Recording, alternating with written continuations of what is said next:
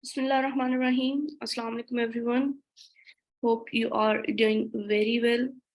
Ramadan Kareem to all of you and welcome to the new semester and new training session series from the e-learning department.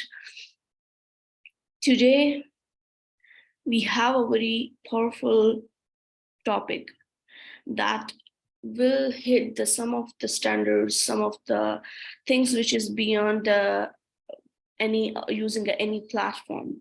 If you want to go to use any platform as an instructor to design a course or as an administrator to design a course for the students, you need to know about the standards. So today's lecture is e-learning content design and development, and we will discuss also about the National E-Learning Center standards. Myself, Rima Shaheen, and I'm from the Department of the E-Learning and IT. And let's start today's topic.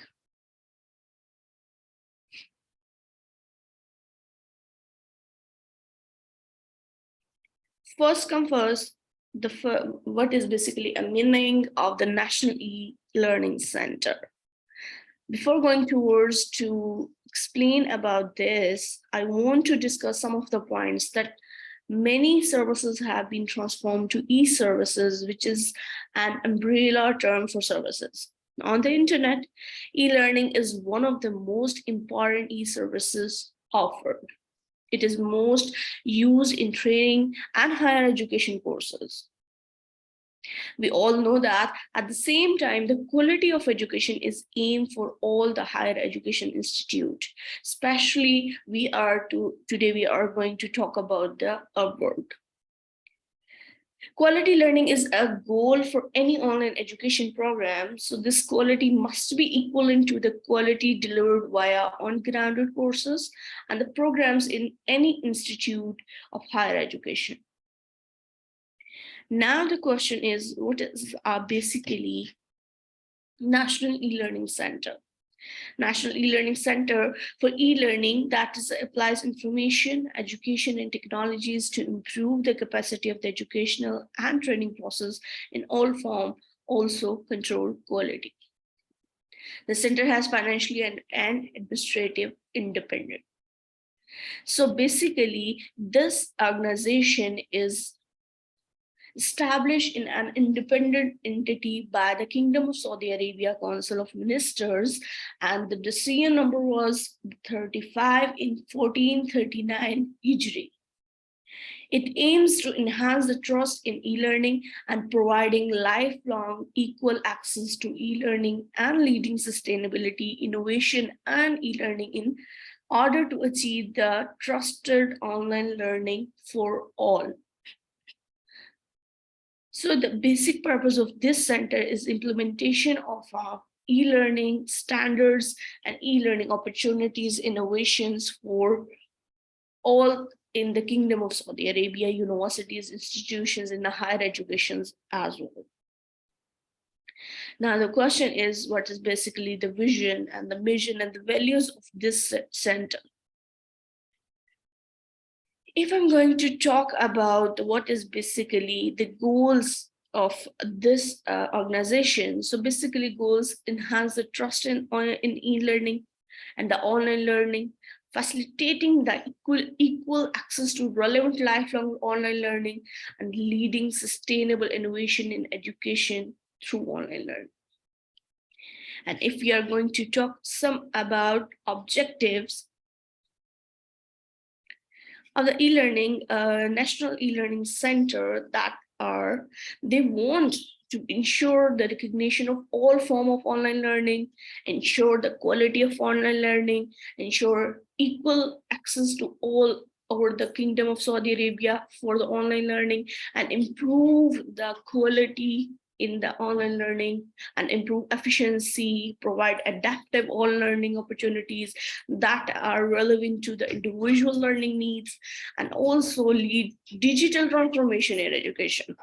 That is one of the very important point and a very important objective of this organization, that they want to be implement in the Kingdom of Saudi Arabia, the digital transformation in the higher education very fast and very in an equal level. Okay, now let's move towards to know. Okay, here's some of the board of the directors, and you can see there's a different board of e-learning international advertising.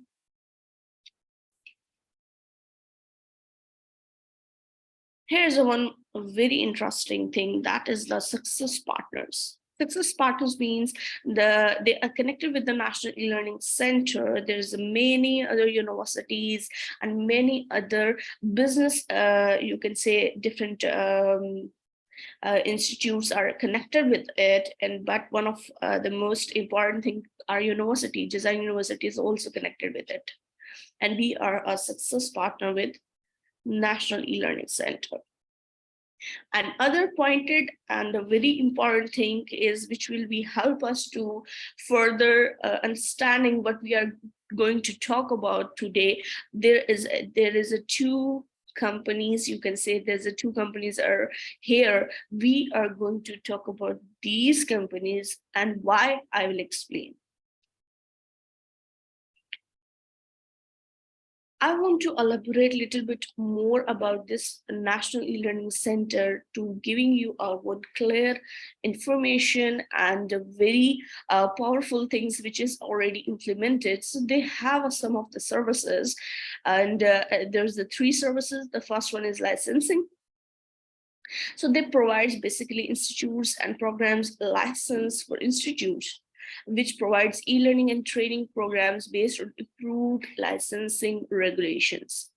The aim is to build e-learning and training practices in accordance with the international best practices with high efficiency and effectiveness. The second thing, they are giving us services of research and consultations.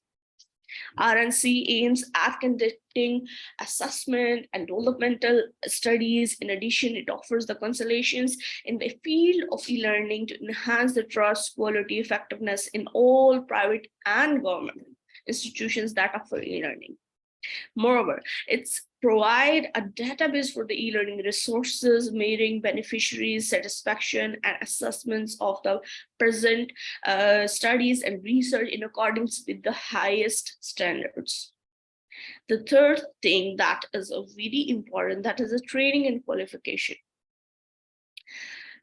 NELC qualifies and train all the institutions and individuals providing e-learning and training program on international and local best practices in field of the meet that National E-Learning Center standards and strategies goals. So these are the three basic services with this organization. And as we talk about some of the training and the certification, these certifications are paid certification, but any of the institute can use these kind of the certification for the faculty members, or if any individuals wants to just want to go and just enroll in these kind of the professional certification, they can do it.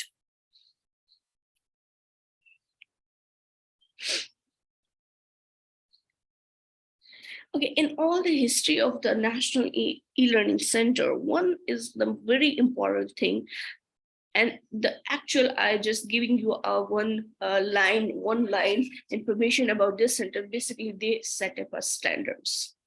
They set up a standards for the e-learning, electronic learning, distance learning, to just implement different strategies to make the education online standardized. If we are talking about the standards, so we have to follow some of the rules. Before going to actually the details of these two companies, that is the online learning custodian and the quality matters, these are using the worldwide and the famous one, and also a success partner of the National E-Learning Center.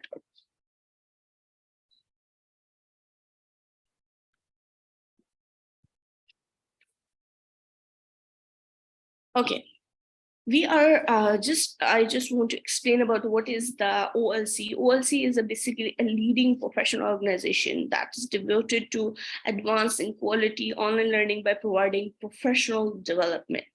OLC is a collaborative community of higher education leaders and innovators dedicated to advanced quality digital teaching and learning experience designed to reach and engage the modern learner anyone, anywhere, and anytime. Basically, that is a slogan for the OLC. They are going to provide and engage the modern learner anyone, anywhere, and anytime. We are going to talk about the second organization, that is a QM and the Quality Matters. Quality Matters is one of the most used quality standards all over the world. Today, we are going to talk about in detail and what is basically quality matter, how many standards we do have, how we are able to implement in our course. And these all are the very important things. But before going toward this, we have to know basically what is actually the purpose and what is actually the quality matters. Quality Matters is nationally recognized faculty-driven pre-review process used to ensure the quality of online and blended courses design. Keep in mind, we are not just talking about the online, we are also talking about some of the standards for the grounded courses, which will help us to just create the standards for the blended learning as well. QM standards were developed and revised based on research and established standards in the field of instructional design and online learning.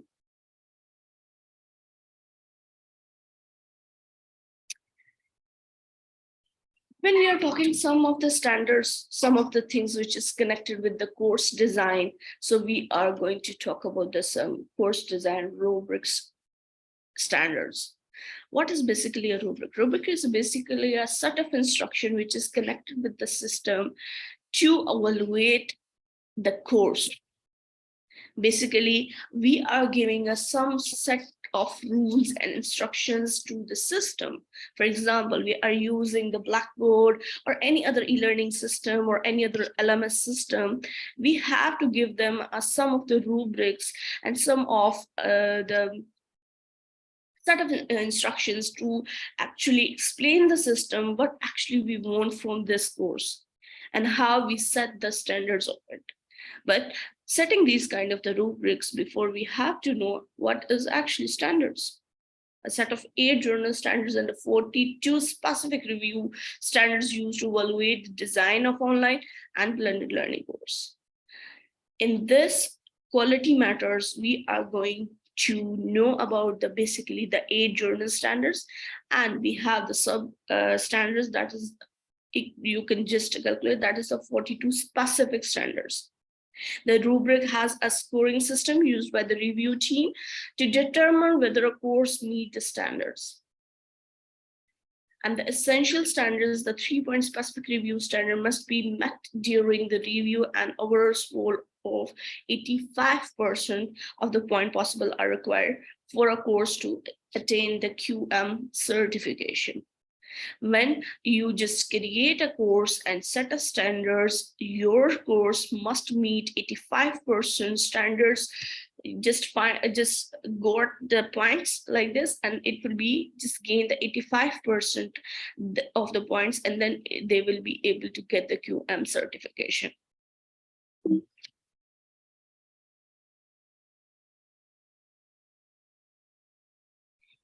Okay, now the question is, who will set these kind of instructions and who will set these kind of standards? Your members using these rubrics include the individual faculty and the instructional designers. Instructional designers are designers who basically design the course or the strategies and standards for the organization. And even the individual faculty member can also set the standards and rubrics for their courses. The 4-year aggregated colleges and universities basically doing this, and community colleges doing this. So these all are the you can just say that in a higher education or institute, we can say this is covering all the terms and all the like faculty, the instructional designer, the colleges, universities, community colleges. So these kind of all people can do this rubric and set the standards for the courses.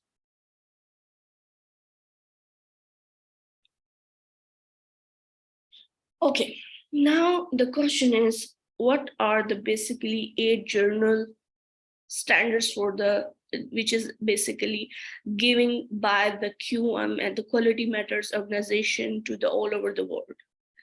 So we just list up these all 8 standards here. If I want to explain, that is the course overview and introduction. That one is the first one. Then learning objectives, assessment and measurements, structural material, learning activities and learner interaction, course technology, learner support, accessibility and usability. And here is a one note for the accessibility and usability, that they are saying meeting the QM accessibility standard does not guarantee or imply that the specific country, federal, state, or local accessibility regulations are met. Please consult with an accessibility specialist to ensure that the accessibility regulations are met. They are saying we are not guaranteeing, but we just design a standards for the accessibility and it will be meet according to your country or state. If you want to be just redesign or something, you have to consult with the accessibility specialist. Okay, now let's move to what you know about the first standard, and that is a course overview and introduction. I already explained we do have a different 42 specific you can say standards within one main standard. This is the course overview and introduction is the main first standard, and we have 9 points with it. So you can see there is just numbering here, which will represent the basically the worth of this substandard. So you have to meet the most important one is the like there is a 1 number, 2 number, and the 3 number. 3 number means that you have to meet the specific, and this is a very important and essential for adding in your course, this standard. And then the second number and the first number. So I'm going to represent you basically these all 9 points visually, and we will discuss what is actually the meaning of all these policies and standards and how you will be able to understand it.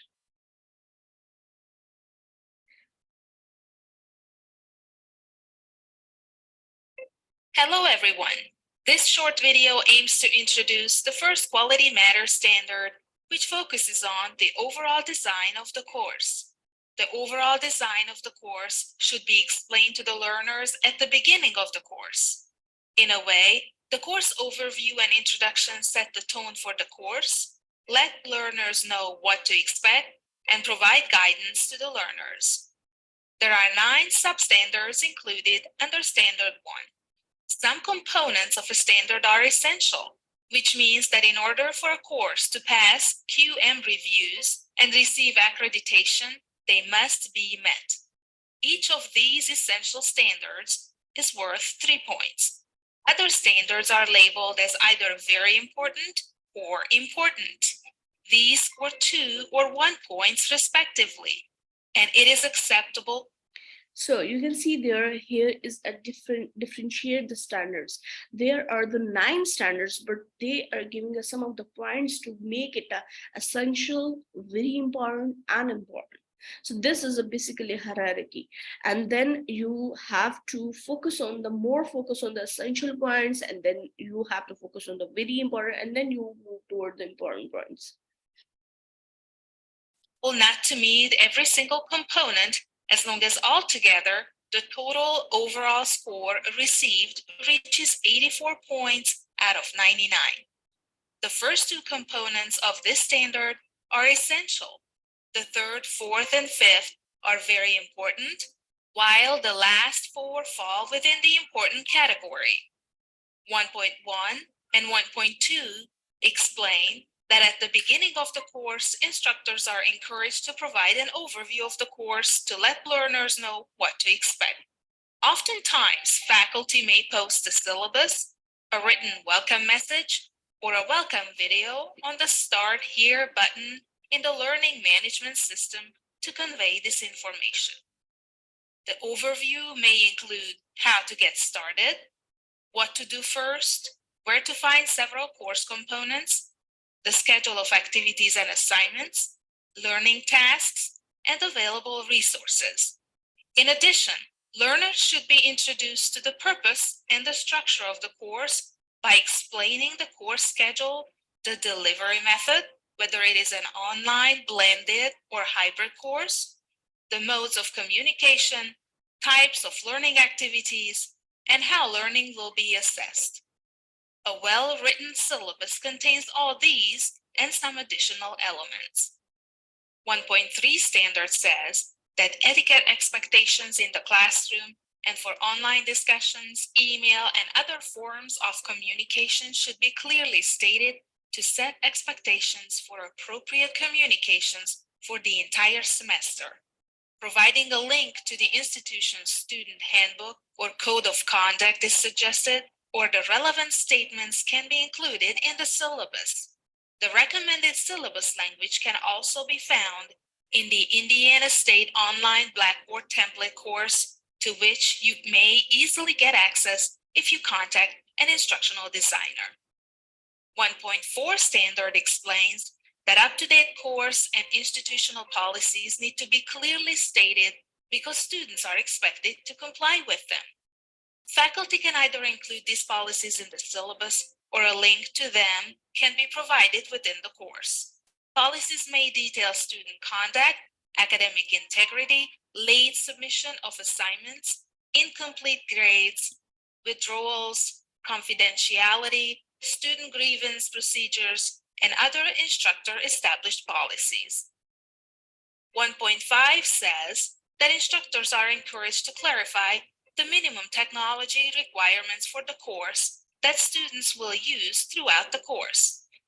Technology may include hardware, software, subscriptions, and plugins.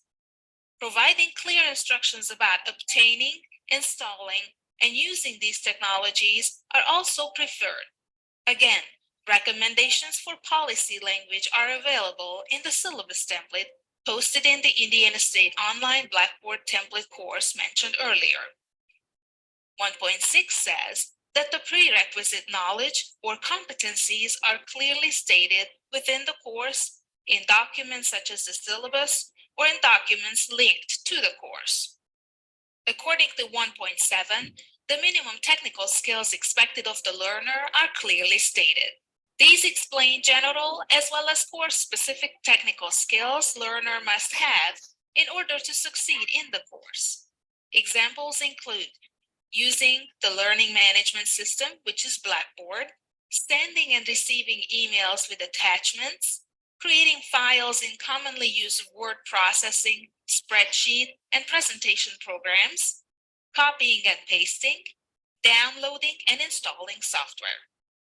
1.8 asks for a self-introduction by the instructor, which is appropriate and available online. The introduction creates a sense of professional connection between the instructor and the learners and depicts the instructor as an approachable person. The introduction should include the instructor's name, title, field of expertise, past experiences with teaching online courses, teaching philosophy, email address, phone number, time of availability or office hours, and preferred communication methods, which could be by email, phone, or even Skype video conferencing. 1.9 says that learners should introduce themselves to the class at the beginning of the course to create a welcoming environment and a sense of community where students can reach out to others. Learners should be explained where, how, when, and in what format they need to provide their introduction. These may occur by utilizing the discussion board, wikis, or blogs, where text, audio files, short videos, or a combination of such elements can be uploaded. Providing students with guiding questions to be answered in the introduction is a good idea. Instructors may role model the activity by posting their own introduction for students to see before students are asked to complete the activity. And what are the key points in Standard 1? Okay, if you are thinking that is not relevant to you and it's not connected with you, I just want to switch and I want to show up you one thing, which is a very important and why these standards are important. And if you are thinking this is just for the information and just giving a journal information, no, this is very important for the instructors to know the standards, and also it is implemented already in the Blackboard system. I'm going to open and show you up why you need to understand these standards.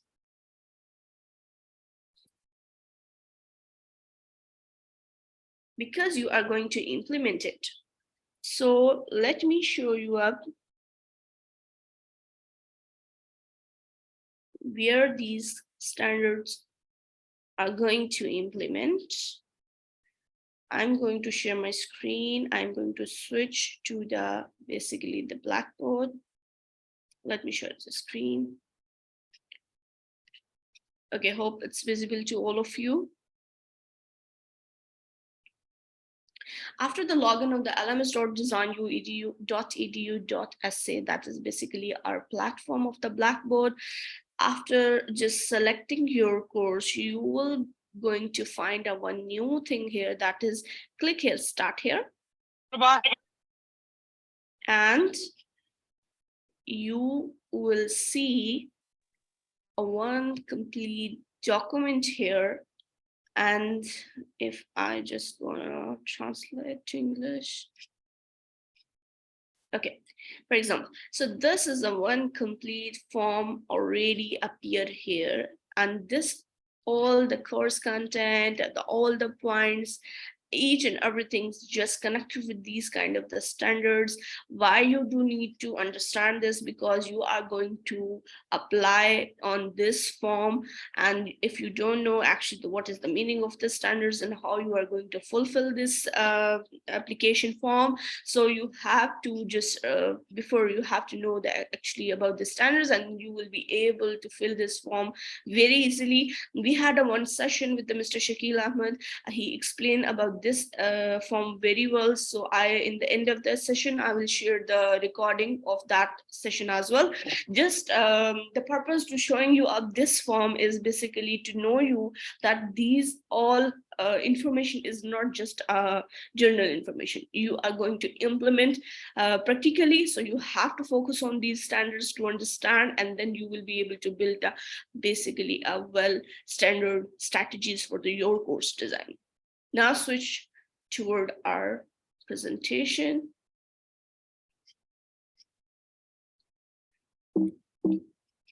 Review.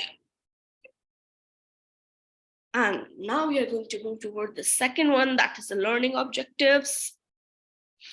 Again, we do have 5 substandards, and this is the second one, that is learning objectives, and we have the 5 different standards, and you can see there's all the points gets the 3. That means these all points are essentials to implement.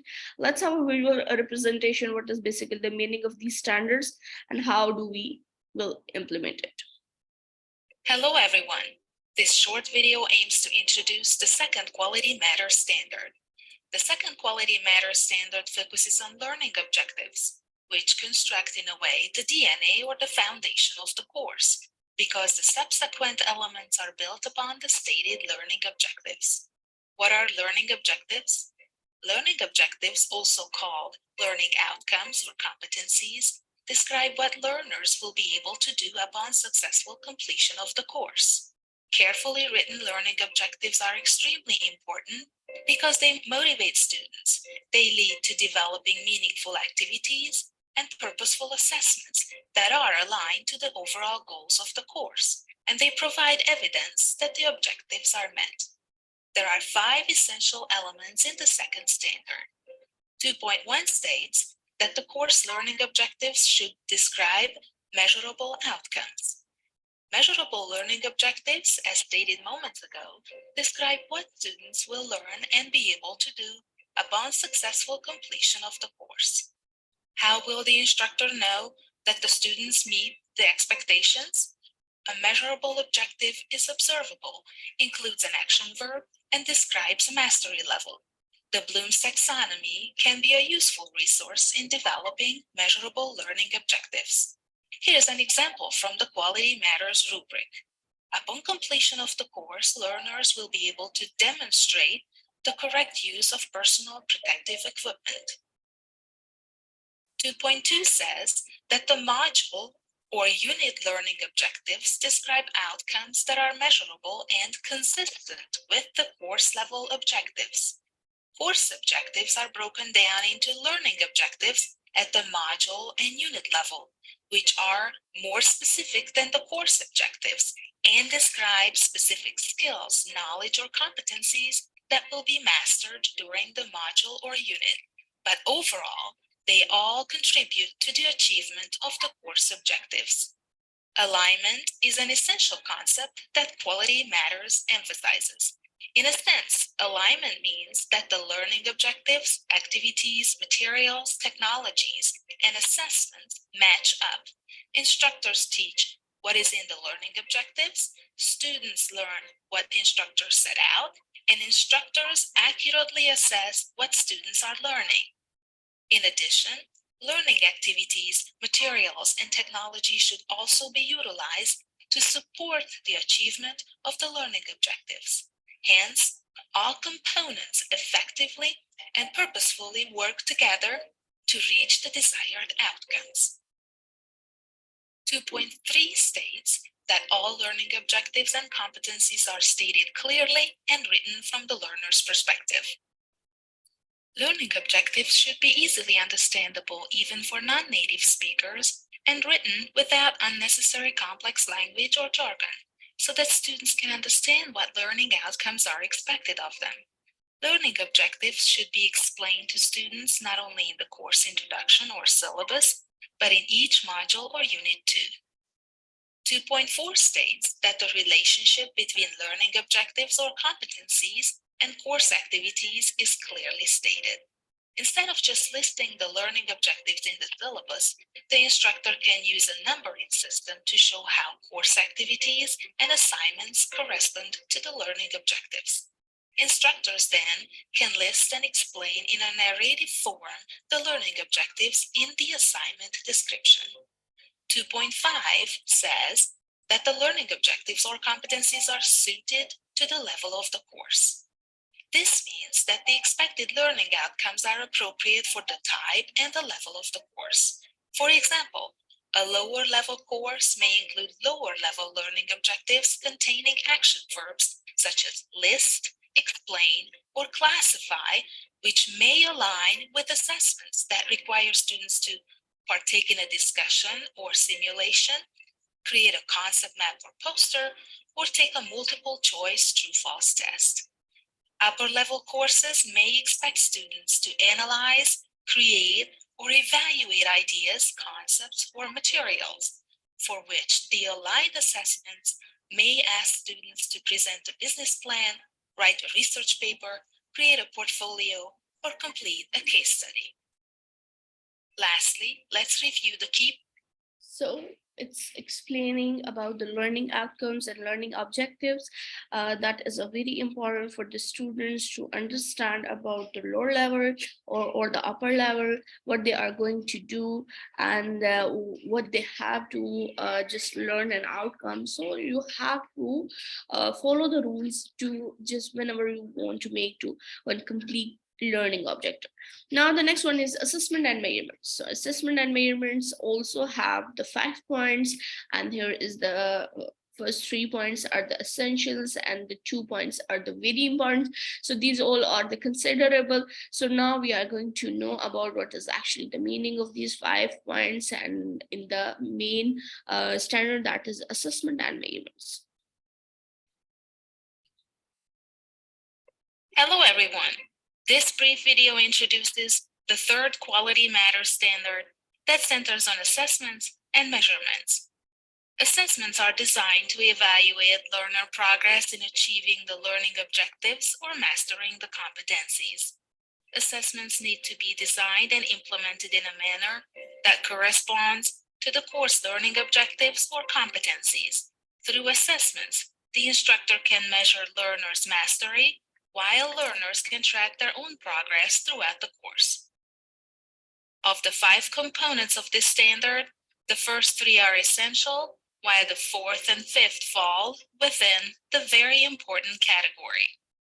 3.1 focuses on the need to design assessments that measure the stated learning objectives or competencies.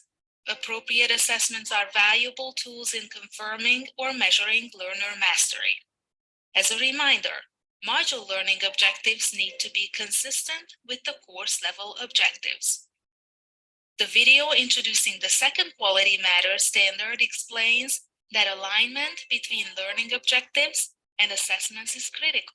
So you can see here, these all standards are interconnected. If we are talking about the standard 2, 3, 4, 5, 6, 7, 8, but these are interconnected with each other as well. If you are designing a one complete course with the standards and strategies, you have to focus all the 8 points standards, and you have to just implement all these things, because these all are interlinked, and these are very important, and some points are essential, very important, and here you have to just focus on it, because this will be connected with the next standard. All in the quality matter standards. In short, course and module level assessments need to measure what was set out in the learning objectives. Students should be able to successfully complete the types of assessments if they have met the objectives stated in the course materials and activities. For example, a composition can measure writing skills. A multiple choice quiz verifies vocabulary knowledge, and a case study demonstrates critical thinking skills. Alignment fails if the objective is to write a persuasive essay, but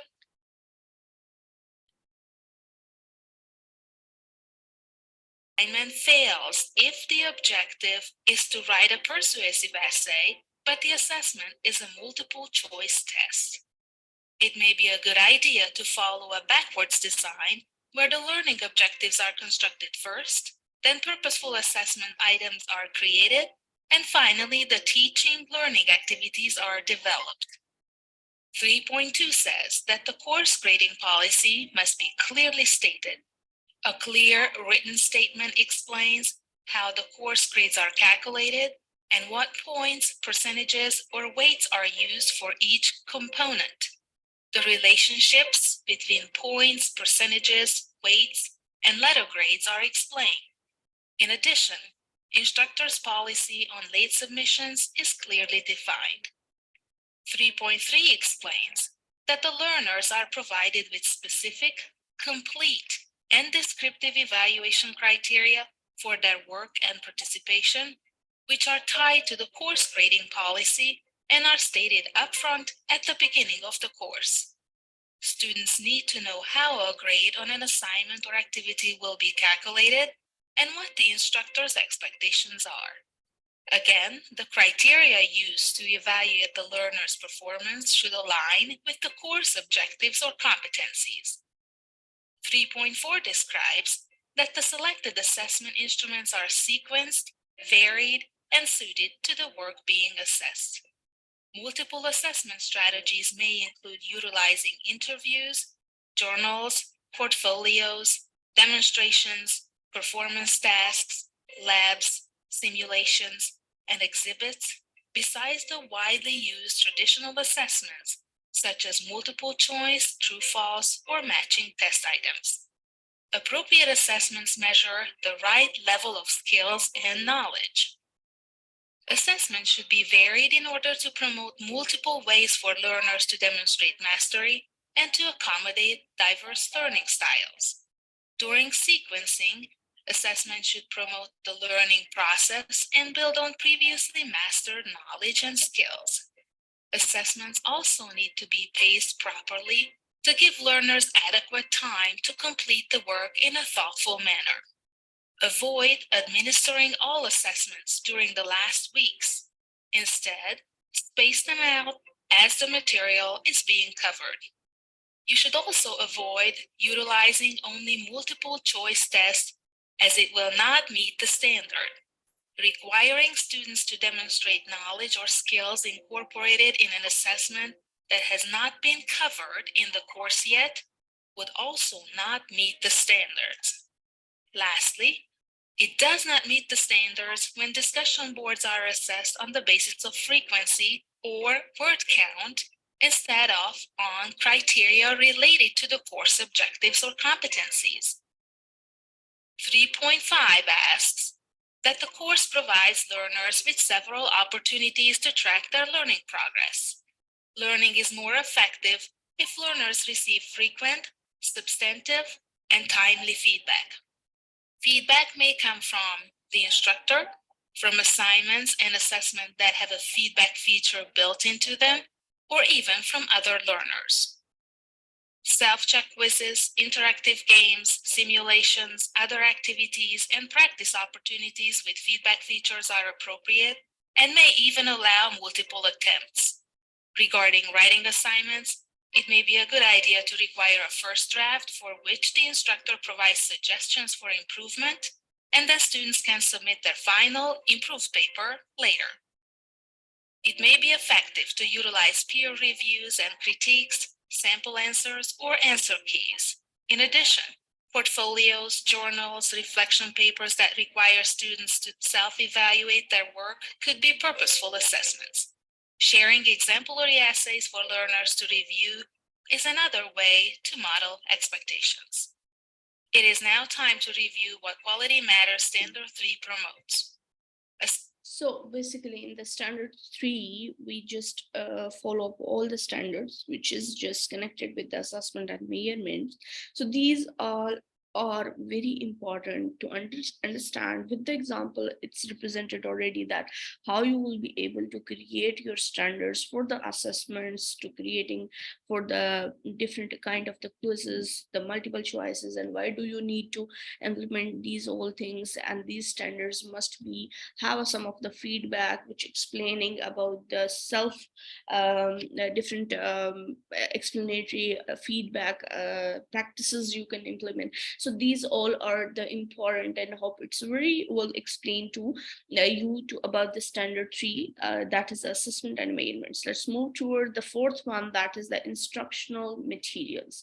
So let's have a look how many standards we do have here. We do have 5 sub standards in it as well, that is the instructional materials. So again, I just explain about again and again about these points, because to understand these points is very important. If the point is 3, that means that is essential, and if there is a 2, it's mean it's very important, and if there is 1, it's mean it's important. So here is we have the 2 points are mentioned here, that is a 3 and 2, so that's mean it's considerable all the 5 points. So let's have a look what is actually the meaning of these standards and how we will be able to implement it within our course.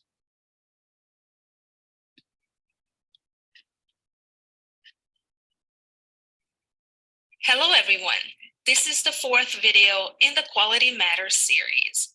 It aims to explore the 4th Quality Matters standard, which turns attention to instructional materials. Instructional materials enable learners to achieve stated learning objectives or competencies. Hence, the focus of this standard is on supporting the course objectives and competencies through the proper use of instructional materials. So you can see this standard is also interconnected with the standard 2, that was the objective and learning objective. So you have to focus on this. All the standards are not just you are not going to skip one and you are going to implement another one. No, or these all are interconnected, and you have to follow all the standard essential parts and very important parts to implement in your course.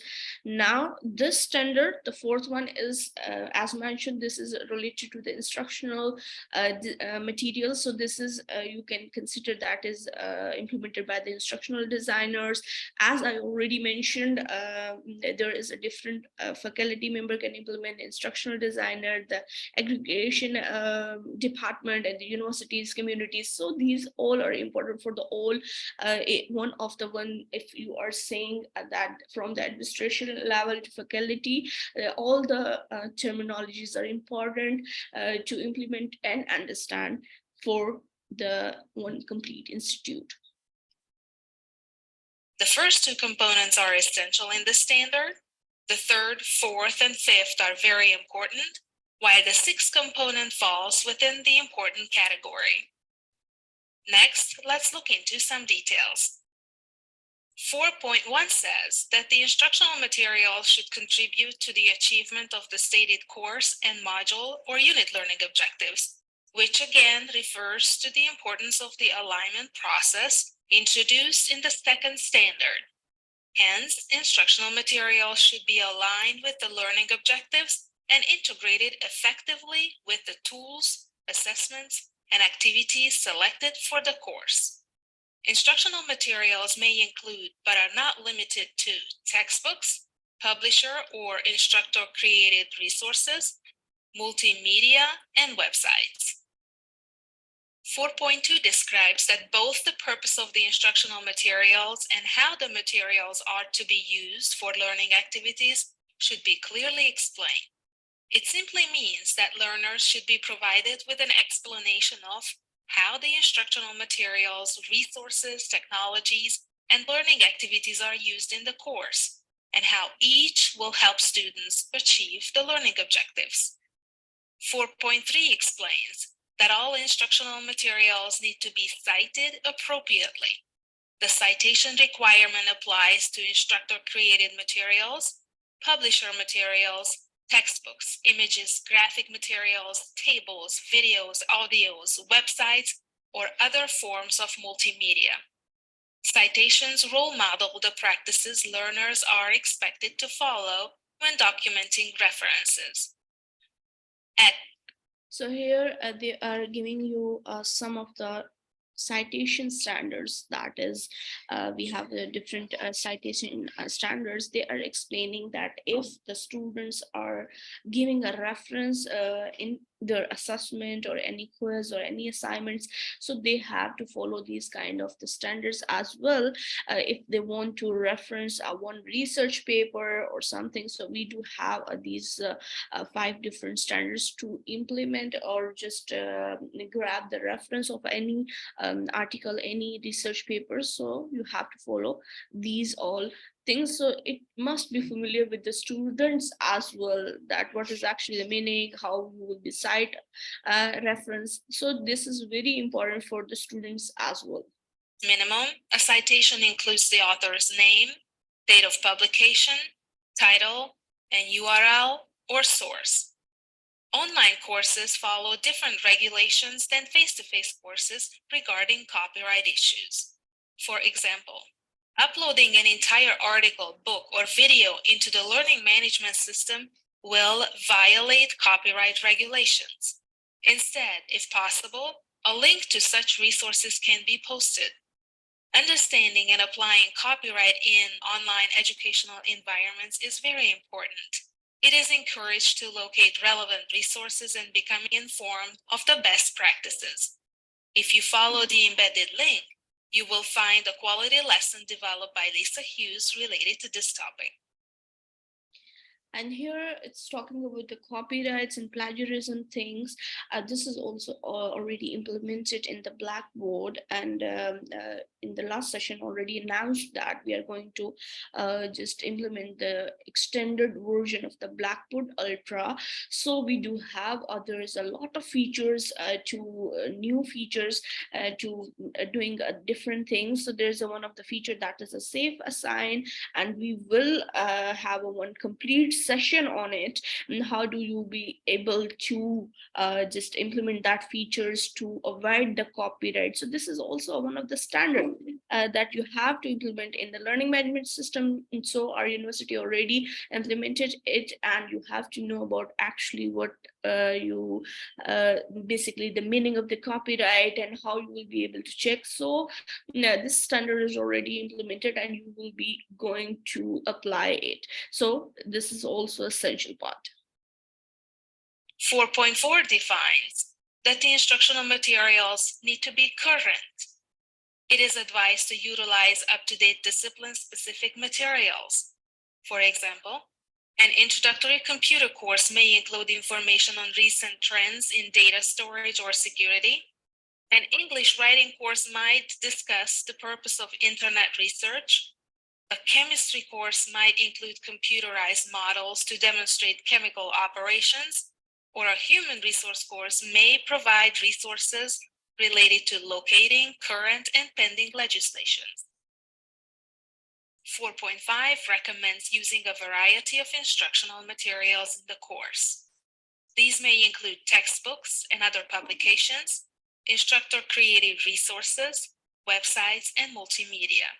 Typically, a course should include multiple sources rather than material from a single author. As we do have some of the courses the online, and we have a very strong impact of the e-learning and the online learning courses, so we do have to know about actually how many different material we have to use in our course design that is related to some of the textual.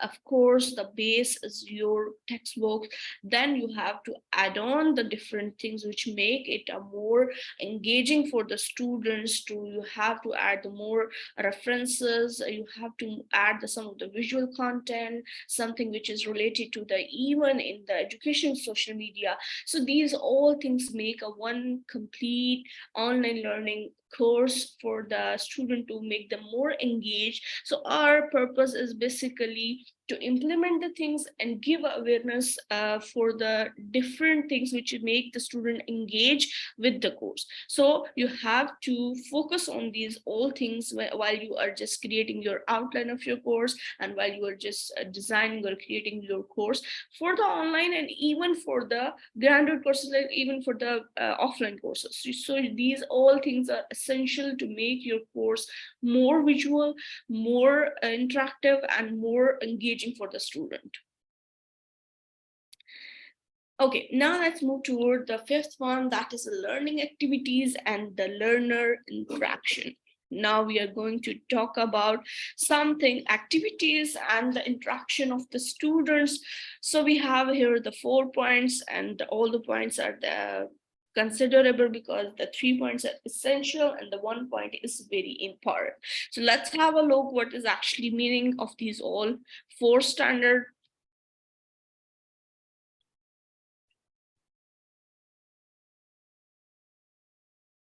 Welcome everyone to the next Quality Matters Standard tutorial. This brief video introduces the 5th Quality Matters Standard that focuses on course activities and learner interactions. Course activities are beneficial because they facilitate and support learner interaction and engagement. Course components that promote active learning contribute to the learning process and the learner's persistence. The 5th standard includes 4 components, 3 of which are essential, while the last one is very important. Next, let's look into the details of each component. 5.1 says that the learning activities should promote the achievement of the stated learning objectives or competencies. This reminds instructors of the so many times explained alignment process. The purpose of the learning activities is to facilitate the learner's achievement of the stated objectives set out in the course, module, or unit. In addition, the alignment with appropriate assessments, instructional materials, and utilized course technologies also assist learners to reach the learning objectives. An example of a proper alignment between objectives and activities is when the objective is that the learners deliver a persuasive speech, and the course activities prepare them for the speech by requiring them to choose an appropriate topic, create an outline of what to include in the speech, and record a practice speech. If the objective is to deliver the same speech by the end of the course or module, but the activities do not include chances to practice that skill, then alignment does not exist between the objectives and the course activities. In short, course activities should provide opportunities to practice or build up a skill that must be learned by the end of the course. 5.2 states that the learning activities provide opportunities for interaction that support active learning. Active learning means that learners engage and do things such as discovering, processing, and applying concepts. Purposeful interactions may occur between the learner and the instructor, learner and content, and lastly, between individual learners. Interactions may vary based on the discipline, purpose, and the level of the course. The purpose of the interaction is more important than the number of opportunities for interactions. Activities for learner-instructor interaction may include a submitted assignment for which instructor feedback is provided, synchronous chatting, video conferencing, or an asynchronous discussion board exchange. For learner content interaction, assigned readings from a textbook, article, or online resource may be used. Completing a workbook or online exercise is another option. Activities for learner-learner interaction might include collaborative activities such as group discussions, small group projects, or peer critiques. Student-to-student interaction is not mandatory, but if it is appropriate, it can greatly add to the learning process. 5.3 describes that the instructor's plan for classroom response time and feedback on assignment is clearly stated. Frequent feedback from the instructor increases learners' sense of engagement.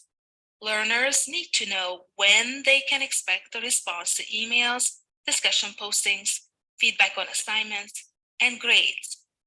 This information typically appears in the syllabus. If the response time needs adjustment during the course, the change should be clearly communicated to the students. 5.4 says that the requirements for learner interaction are clearly stated. A clear explanation of the requirements for the learner interaction helps learners plan and manage their class participation and provides a basis for the instructor to evaluate learner participation. The more specifically the expectations are explained, the easier it is for the learner to meet the expectations. Typically, expectations are stated in the course information or syllabus. More specific, task-related performance expectations may be included in the individual task or assignment description. The instructor may also provide detailed rubrics to describe how learner interactions will be evaluated.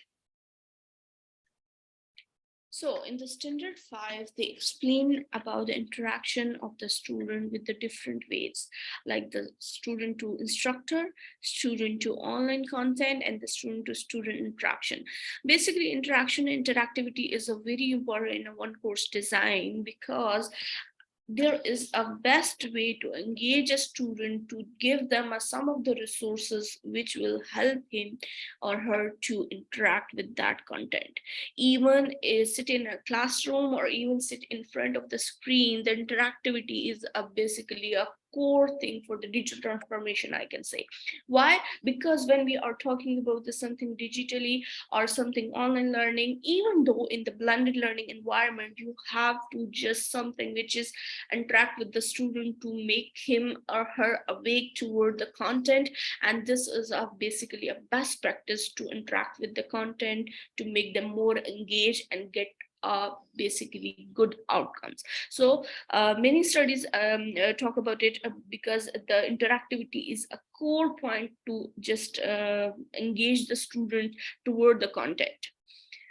Okay, let's move toward the course technology. Now we are going to about the technology. So we do have a 4 point again, and we have the sub standards here, and these are the 4 standards. So I have to mention again, the first 2 have the point 3 and 3. That means it's essential. It's 14 hours. And we have the last 2 points. It gets the point of 1. It's important. So let's have a look basically what is standard 6 says and how we can explain it.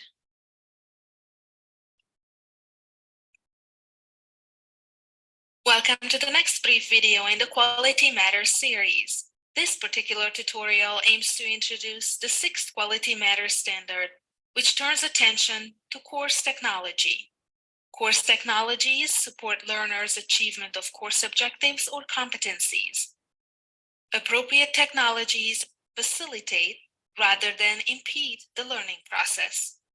The 6th standard has 5 components. The first 2 are essential, the third is very important, while the last 2 fall within the important category. Next, let's look into the details. 6.1 states that the tools used in the course support the learning objectives and competencies. Here again, the importance of alignment appears as the tools selected for the course should align with the course and module level objectives, instructional materials, and learning activities. Tools are software that provide areas for integration in the course. They may be included in the learning management system such as Blackboard, or are external to the learning management system. A few examples with which most instructors are familiar are discussion boards, chat rooms, gradebook, social media, games, whiteboard, wikis, blogs, journals, virtual classrooms, and web conferencing. There are no specific tools that must be used in order for the standard to be met, but whatever tools are used should support the learning objectives and activities in the course. In addition, clear instructions should be provided regarding how the tools support the learning objectives. 6.2 describes that course tools promote learner engagement and active learning, which simply means that tools should help learners to be actively engaged in the learning, instead of just expected to passively absorb information. Effective tools facilitate interactions with the instructor, course materials, and other learners. Such tools may be interactive, real-time software, collaboration tools, webinars, virtual worlds, shared documents, wikis, animations, simulations, games, discussion tools, or automated self-check exercises that require learner responses. 6.3 says that technologies required in the course should be readily obtainable through downloading, purchasing in the bookstore, or other means. Technologies cover hardware, software, subscriptions, and plugins. If specific devices are needed for the course, instructions should be provided on how to obtain them. A selected software should be available on a variety of platforms, such as Windows, Mac operating system, or even mobile devices. Examples for software options are word processors, spreadsheets, presentation software, statistical analysis software, equation editor, web authoring tools, audio, video editing tools, or programming software. Instructors may indicate whether the software runs on PC or Mac, or what software options are available on mobile devices. When subscriptions are required, instructors should provide information on how to get access codes.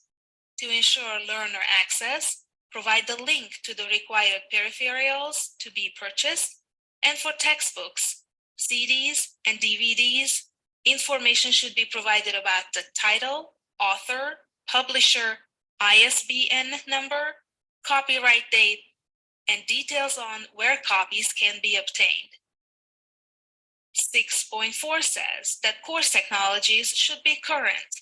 Since new technologies continuously appear on the market, it is wise to confirm that the technology is up to date. Examples of current technology that can enhance learning include synchronous web conference tools for orientation, group projects, tutoring, test reviews, mobile applications, wikis for group collaboration, blogs for journals, simulations for demonstrating procedures and lab experiences, and web-based voice tools for practicing pronunciation and vocabulary knowledge for English as a second language learners. 6.5 describes that links are provided to privacy policies for all external tools required in the course. These policies are important when students are required to create an account with a username and password to access a tool.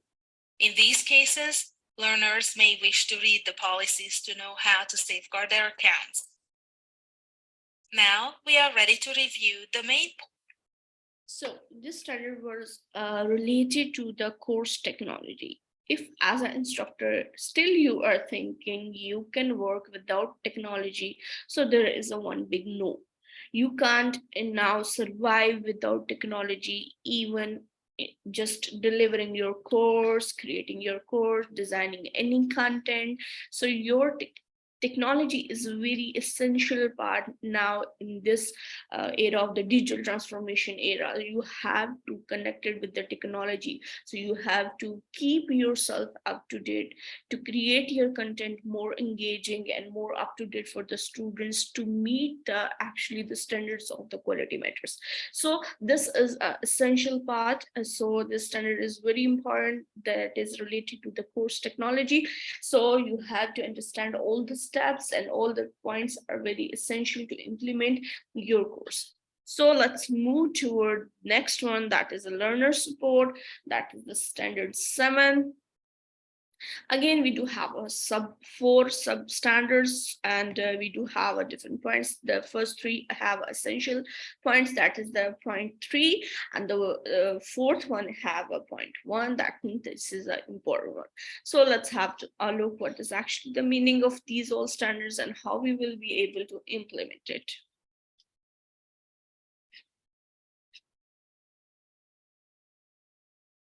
Hello everyone, this is the 7th video in the Quality Matters series. This particular brief video aims to explain the 7th QM standard, which highlights learner support. As you may have experienced, it is indeed very important for online learners to know that they have access to and are encouraged to use the available support services at the institution. Therefore, courses should facilitate access to institutional support services essential to learner success. In this standard, 4 different kinds of support services are addressed: technical, accessibility, academic services, and student services. Hence, Standard 7 has 4 components. The first 2 are essential, the third is very important, and the last one is important. Now we're ready to look into the details of each component. 7.1 says that the course instructions explain or link to a clear description of the available technical support. Such information may include how to log in, how to use the tools and features of the learning management system, and how to get help desk support. Such information may appear in the course under a specifically assigned content tab or in the syllabus. You can provide a link to the technical support website, a phone number or an email link to the help desk, or a link to the Indiana State Online Student Academic Support Services file to meet this standard. If you would like access to this comprehensive file, feel free to contact the instructional design team on campus. Providing links to tutorials or other recite instructions on how to use the tools and features management system or other course technologies is also recommended. In case learners need to access external resources, such as publisher-supplied online materials and activities, clearly worded directions can be provided on how to obtain support when needed. 7.2 states that course instructions articulate or link to the institution's accessibility policies and services. To meet this standard, the applicable resources, such as the disability policy, can be included in the syllabus in a statement form, which would then contain the telephone number or link to the Disability Service Office, or the resource can be linked in the Blackboard course. Again, a list of support services, accessibility policies, accommodation statements, and their contact information have already been compiled in the Indiana State Online Student and Academic Support Services file. If you would like to access this resource, please contact the instructional design team. Include but are not limited to the contact information to library resources, testing services, math and writing centers, or citation sources. Again, all of these and other applicable resources have been included in the aforementioned file that could be linked in the course or listed in the syllabus. At the start of the session, I explain about the point of the accessibility and the support of the accessibility things that they are just generalized, make a standard for the accessibility, but they are also mentioned that if it's not met with your country and a state or a local, so you can just consider any specialist who is a accessibility specialist according to your country, so you can follow up that standard to met all these accessibility standards of your local or the country or related to your area. So this is basically a one standardized for the worldwide, so you just don't mess up with these things. Request access to it through the instructional design team. Continuing this pattern, 7.4 says that the course instructions either articulate or link to the institution's student services and resources. Under this component, we think about contact information and resources related to advising, registration, financial aid, campus life, counseling, career services, and student organizations. Conveniently, the same file mentioned earlier contains all of these aspects. It is So you can see that these standards make for not just for one faculty member or a one course design. Basically, these all standards are implemented in any of the higher education institute to make it one complete standardized environment, to give them a one complete standardized environment. So these all the quality matters are important. I already explained that this is not just related to a faculty member or a student, related to just a course design for the students. This is basically built up a one complete educational institute system for the from the administrator level to the faculty member and all the members, which is included to just implement the standards, rules, and these all kind of strategies. So this very important for all of them to implement a one complete package of standardized educational system. Let's have a move towards to know about the eighth one, that is accessibility and usability standard. This is the eighth standard. And again, we do have 6 substandards in it, and we do have some points. First 3 have the essential points, and last 3 have the number 2 point. That mean it's very important. So these all are the considerable. So let's have a look what actually the meaning and how we will be able to implement it. And before going to know about this standard, I just want to again remind in this session that the accessibility and usability standards is designed generalized for the worldwide, and they are already explained that if it's not going to meet your country or area or state, you have to be just consider any accessibility specialist to redesign your standards according to you.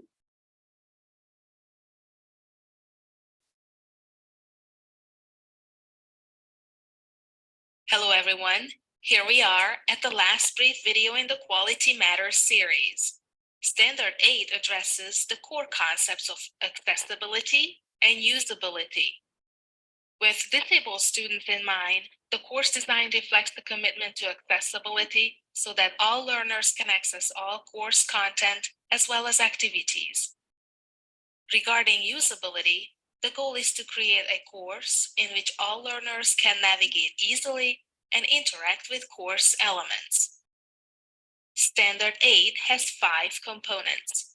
The first 2 are essential, while the other 3 are very important. Let's now investigate the details. 8.1 says that course navigation facilitates ease of use. Navigation refers to the movement of the learner from one place to another in the online course. If it is planned well, navigation throughout the course will be consistent, logical, and efficient, which assists learner success. Consistent. They are talking about the navigation of the learning management system, which we already using a one well ranked learning management system, that is a Blackboard, and now we are going to use the Blackboard Learn Ultra. So this is a more efficient and a more good feature. So they are just talking about this navigation about the learning management system. Layout for content, instructional materials, tools, and media means that they are easily accessible from anywhere in the course. Repetitive design elements can increase intuitiveness. For example, if content for each module is organized in the same way in a folder system, students will have an easier way to find what they're looking for. Course pages can have links, files, and icons that are labeled with self-describing, meaningful names. Icons that are links can also have additional accompanying text links. When tables are used to organize data, appropriate headers are needed. It is also advised to utilize heading styles in a page or document to illustrate the hierarchy of the material. In addition, a table of contents can be included that allows learners to move easily throughout the document. 8.2 explains that information is provided about the accessibility of all technologies required in the course. Learners with disabilities need access to information on the learning management system or other required technologies. To meet this component, include links to the accessibility statements for all required technologies, either in the course syllabus or on the Blackboard page where you list the required software, or under the resources section. 8.3 describes that the course provides alternative means of access to course materials in formats that meet the needs of diverse learners. This statement refers to the non-text content that needs equivalent, accurate textual representations. For example, a video or animation needs accurate captions or a text file that contains the transcripts for the video. Visual information such as images, graphs, and tables need to be described via an alt tag, long description, caption, or audio file. Tables need headings for columns and rows. PDFs that contain text should not be merely image scans. Instead, the text in the PDF file needs to be selectable and searchable. Colors alone should not be relied upon to convey meaning. Another way that does not require perceiving different colors should be added to aid the vision impaired. 8.4 focuses on course designs that facilitate readability. Here, distractions in the course should be minimized, and the content should be clearly presented so that learners can easily read it and interpret it. Let's see some examples of strategies to facilitate readability. Similar content can be grouped together. Headings can indicate change of topic. Font style and size can be selected to maximize legibility. White spaces can be used appropriately to increase comprehension and reduce eye fatigue that occurs with large blocks of text. Text can be clearly distinguishable from the background with appropriate colors and sufficient contrast. And course materials should contain minimal spelling, grammar, or word choice errors. 8.5 examines whether course multimedia facilitate ease of use. Images, audio files, animation, videos, and interactive components need to be easy to use, understandable, and interoperational across devices. Here are some examples to consider. Graphics and animations can enhance materials without being distractive. Images should be appropriately sized and can be viewed in their entirety without scrolling. Audio quality should be clear. A video window can be resized, and the resolution needs to be sufficient for comprehension. Longer videos than 15 to 20 minutes can be broken down into shorter segments and/or can be searchable. And finally, movement through presentations can be controlled. It is now time to So this is all about the standard 8. So these are all the quality matters standards. We just explain it, and we do have the 42 specific substandards, and we just go through all of them one by one, and just explaining the actually what is the meaning, and with the example how you will be able to implement it. So one terminology already I just explained, that was the rubric or standards, you can say. So you can also create the rubrics in Blackboard Learn Ultra for the assignment, test, and exam. So this is a one complete session with us inshallah in the future coming weeks. So you have to connect it with us. These all standards today you learned, you will going to implement it. This is not just for the general information. I already show up you that you have to just open up your learning management system, and then you have to log into your course, and here is the option of the start here, and you will be find a one complete one form is here available. You have to edit it, fill up it, and already Mr. Shakil Ahmed explaining a very well a one complete session on it, and I will also share the recording of that session with you guys. And inshallah we will just explaining the different features of the Blackboard Ultra in the future coming sessions. So